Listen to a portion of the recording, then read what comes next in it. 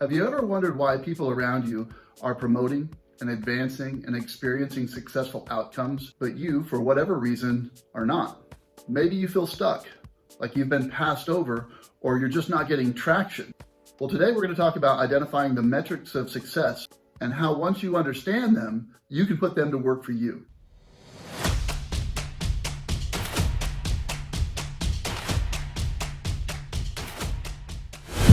So I have some things to say about achieving and being successful. Now, there are many areas of life, things that I haven't done, things that I haven't experienced, where I can't reliably coach you. But I'm pretty sure the experiences that I have had may have some application for you. At a minimum, I can give you some suggestions, tips, and some things to think about. Maybe even challenge your way of thinking about certain areas of life.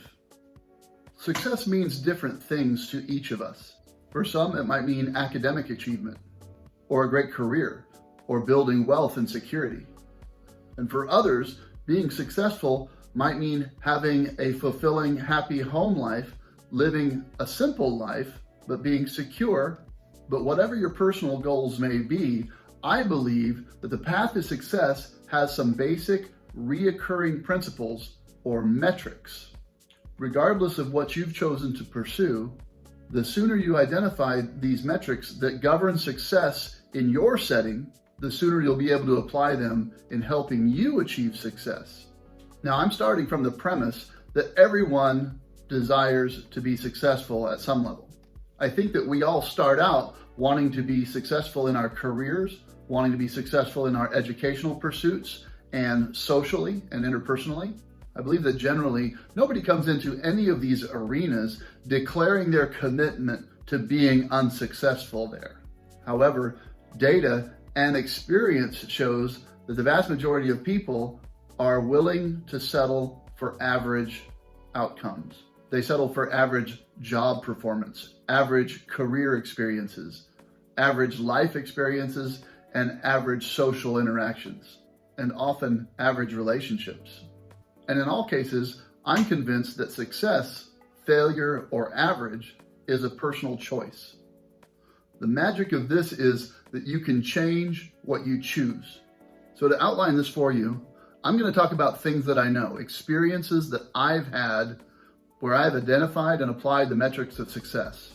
And so I'm going to share with you 4 specific areas: my military career, my academic experience, my legislative career, and 4th and finally, my journey in personal finance, becoming debt-free.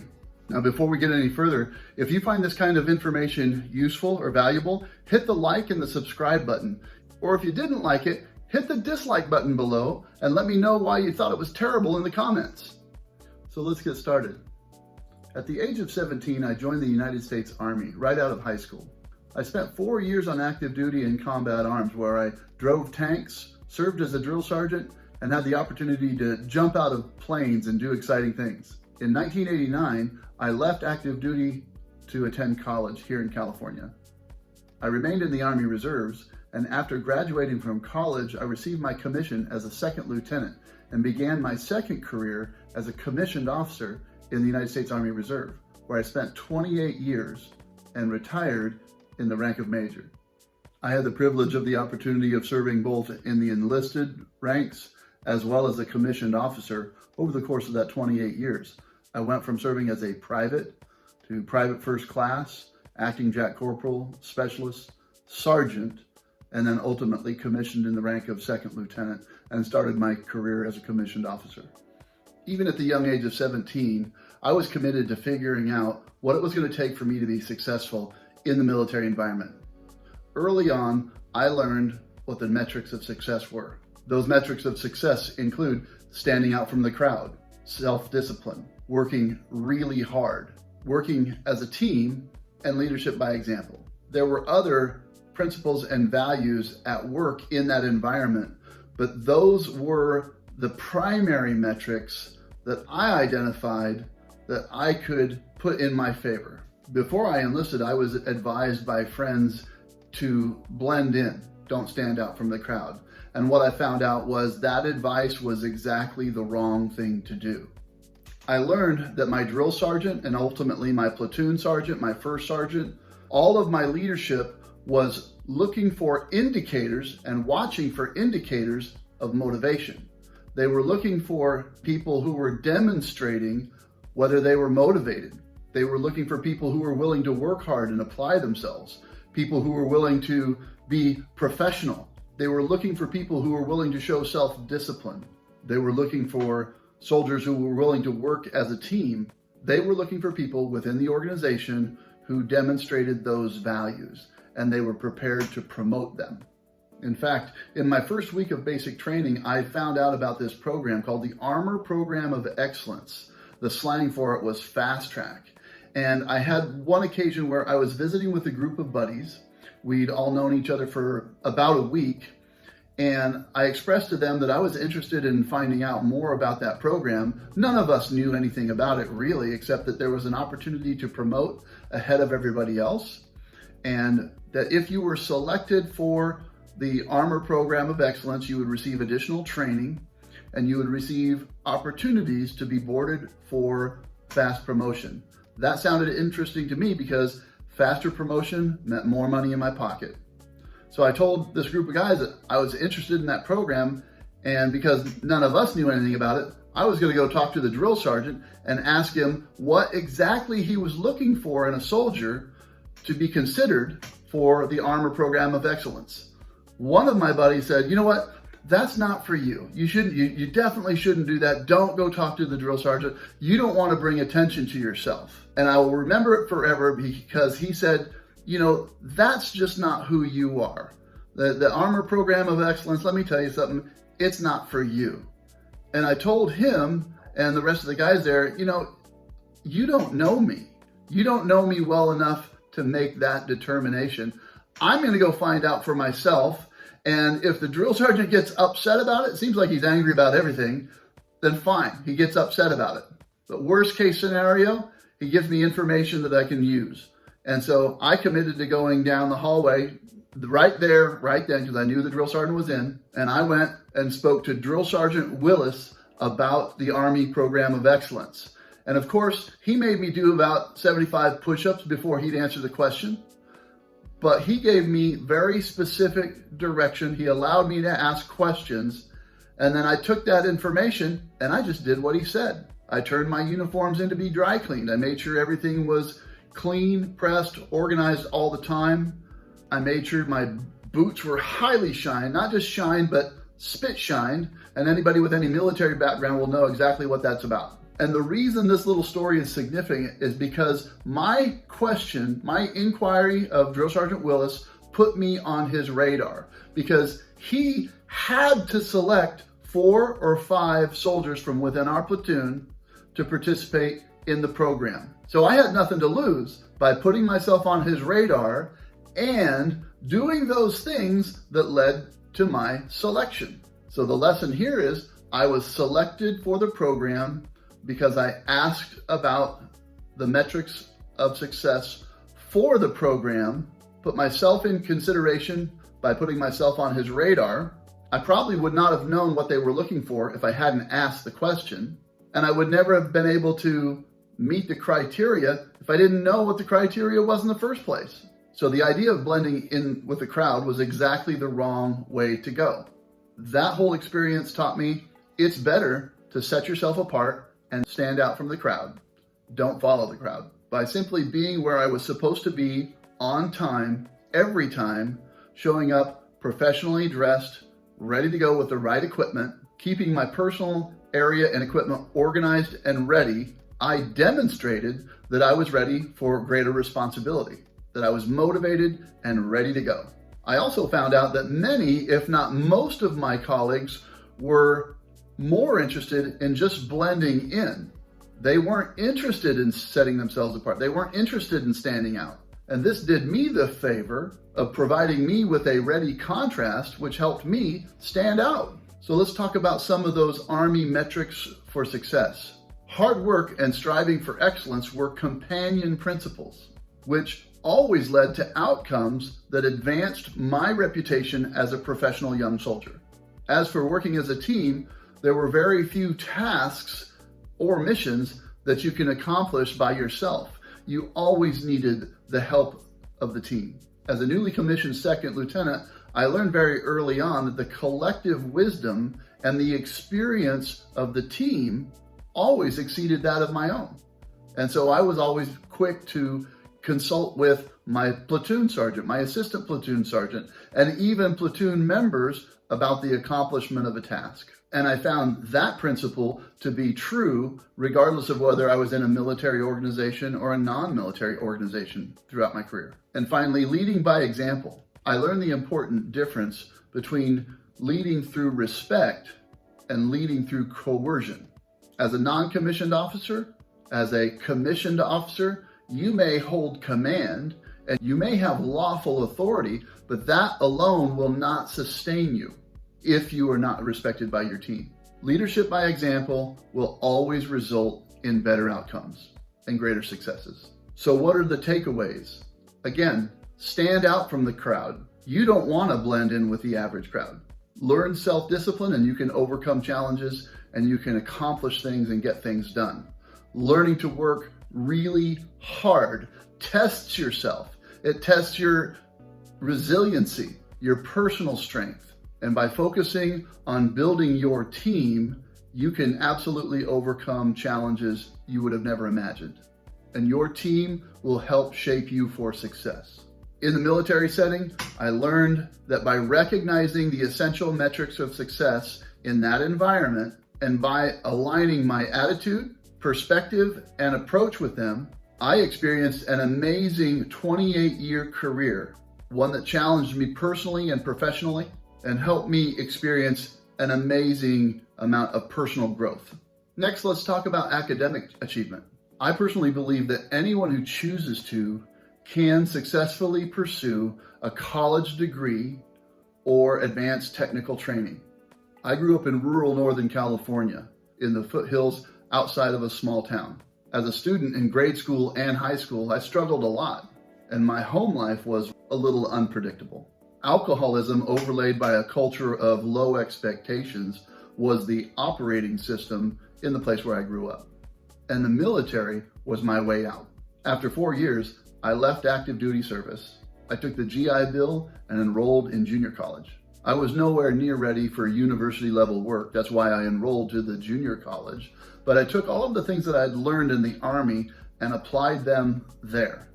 But I learned that the metrics of success in an academic environment are somewhat different than the metrics of success within the military environment. But I went into my academic experience paying attention so that I could learn what those metrics were and apply them to my benefit as soon as possible. And here's what I found out. Metric number 1 was still stand out from the crowd. You don't want to blend in. Number 2, work hard, real hard. 3 was I had to learn to focus. Number 4 was be confident. Metric number 5 was I needed to learn to choose my friends very carefully. And I'll explain why that is in a minute. As I transitioned into life as a full-time college student, I realized that I needed to overcome some of the ways of thinking. I had this idea in my head that people who come from where I come from don't attend universities, that somehow people like me didn't belong there. And I couldn't have been more wrong. What I found out as I got to know other people was that everybody had their own doubts and concerns, and nobody had any idea where I came from or how I grew up. Nobody there knew exactly what my personal history was, and they didn't care. It didn't matter, and I did belong there. But it took me time to have a vision of me belonging in that environment and being successful in that environment. The Army had taught me how to take risks and to work hard, and so I committed to doing that. Because of my poor performance in high school, I wasn't ready for university level work. I knew that going into it, I was pretty underprepared. But the Army had taught me how to work hard, apply myself, and I knew if I did those things and if I focused, I could make it. Again, back to the metrics of success, I learned that in the academic environment, I didn't want to blend in with the crowd of average students. I wanted to stand out from the crowd. What I mean is there are students who plant themselves in the back of the classroom. They don't participate. They don't come prepared.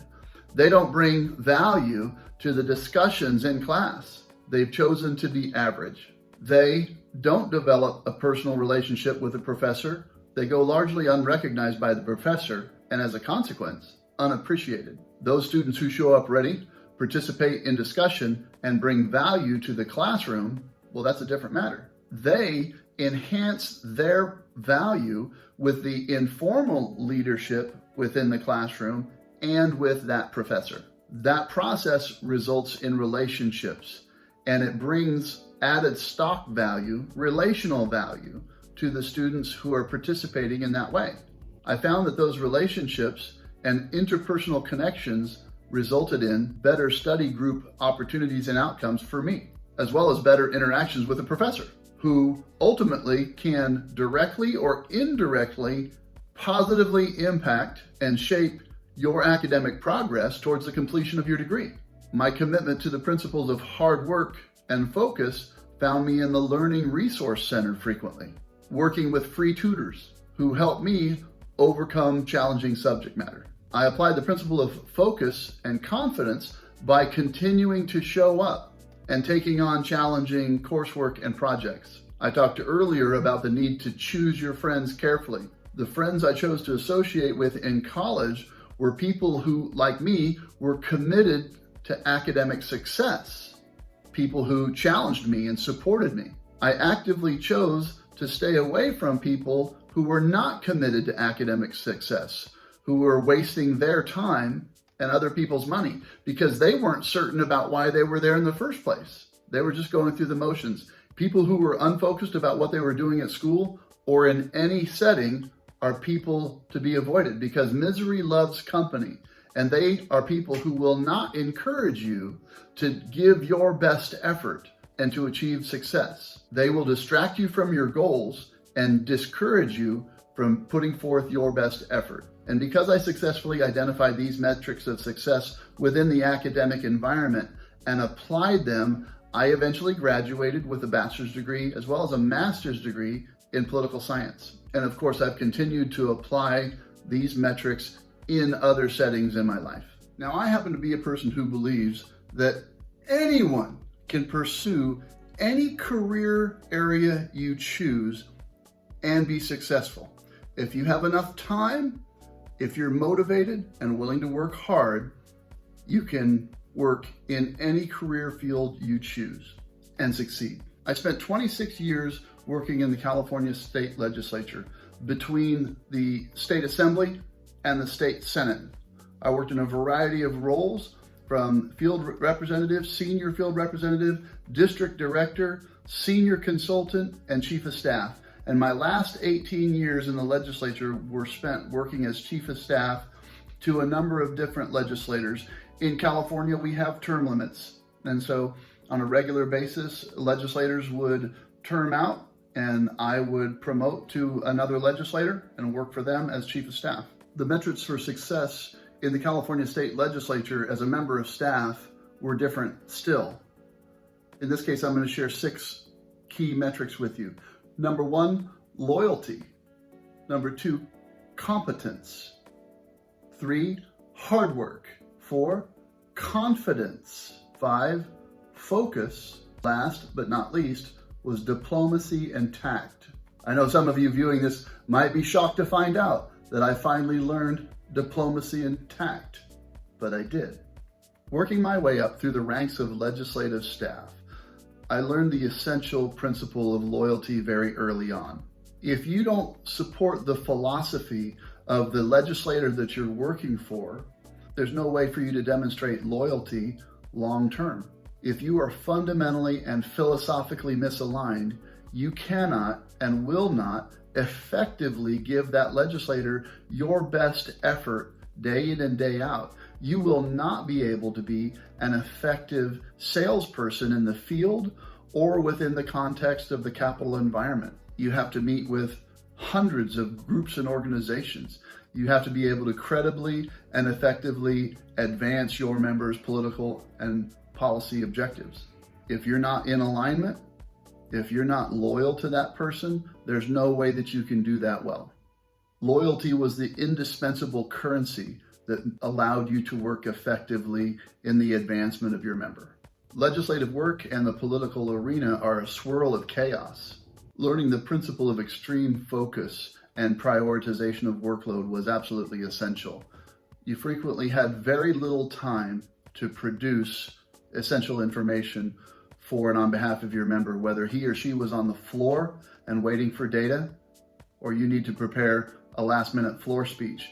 You had to be able to focus and work fast and accurately. Competence, as in most settings, was a non-negotiable, and it's something that increased as you gained experience. But in a term-limited environment, you don't get to stick around long-term unless you've developed a high degree of competence. The need for tact and diplomacy was omnipresent. One careless moment or action could wreak havoc on relationships, policy objectives, or political status. Personally, I found that it led to a lot of growth for me in the area of personal restraint, as I watched the careers of other chiefs of staff or legislators that would become blown up because they mishandled an important interaction. I never imagined that there would be a day when I would be involved in the writing of legislation, floor speeches, or helping my boss navigate budget negotiations. But I did, and if I can, anybody can. And only a few years back, I got the idea that it might be interesting to work as a city administrator or city manager. And now for the past 2 years, I've worked as the city administrator for the city of Gridley, California. I've shared in a previous video my commitment to living debt-free, except for my mortgage. So let's talk about the fourth and final area for this particular video, and that is personal finance becoming debt-free. It was around 2017 when my wife and I decided to put in the necessary work and effort to become debt-free. According to research, some 40% of American households struggle monthly to pay their basic bills. And 1 in 9 people surveyed, that's 11%, indicated in a survey that they would struggle to meet a $400 unexpected expense. This is largely because of the historic debt levels that most Americans carry. Most normal Americans believe that it's a good idea to carry household debt, that it's a priority to cultivate a good credit score. We've been conditioned to believe that it's our role in the world to be good consumers, and developing a good credit score allows us to consume even more. For most of my adult life, I was normal just like everybody else. I had credit cards, store cards, a line of credit, the occasional signature loan, and of course, my Sallie Mae student loans. Once I figured out that it was possible for me to become debt-free by following Dave Ramsey's principles, I read his books and committed to doing the work. And within about 2.5 years, we were able to get completely out of debt except for our home mortgage. And now we have financial peace. If you're experiencing financial hardship as a couple, it can't not affect your relationship. And through this difficult process, I learned what the metrics of success were for me in the area of personal finance, and I'll share those with you. First, and this is going to sound familiar, do not follow the crowd. The crowd is in debt, and the crowd is committed to staying there. 2, I had to learn to be self-disciplined in the area of money. 3, I had to learn and apply the principle of delayed gratification. 4th, I had to learn the principle of focus and sequence. And last but not least, I had to learn the principle of contentment, to simply being content with what I have. So often we spend our lives in pursuit of the things that we don't have. And everybody's heard the saying, keeping up with the Jones. We all do that in our own way. I had to learn to stop caring and stop comparing my life with what other people were doing and with what they were buying or driving or what they had. I've learned that anyone who wants to can become and live a debt-free life. And you can have much greater peace in your life, stability and comfort and contentment that you cannot have when you're struggling under a great burden of debt. You just have to put in the work. So what's the underlying message of having shared these 4 areas of my life with you? These areas of experience have convinced me that anyone can be successful in virtually anything that you set your mind to. But let's do a roll up on my list of metrics. And again, these are not all inclusive. There are more. We covered standing out from the crowd, self-discipline, hard work, work as a team, lead by example, focus, be confident, choosing your friends carefully, loyalty, competence, confidence, tact and diplomacy, not following the crowd, self-discipline, delayed gratification, focus and sequence, and contentment. Again, these metrics of success are present in every environment. If you can recognize them and prioritize them and align your approach with them, you will experience success. You will increase your own standing within your organization or your organizational value. You will increase your interpersonal value relationally, and you will experience greater opportunities. If you ignore them, or worse yet, misalign your approach to them, you will struggle and you will languish in the crowd of average, if you're lucky. So the question is, what will you choose? I hope that you'll choose to be successful. I hope that you will choose to put the metrics of success to work for you. So good luck, get to it, and let me know how you do.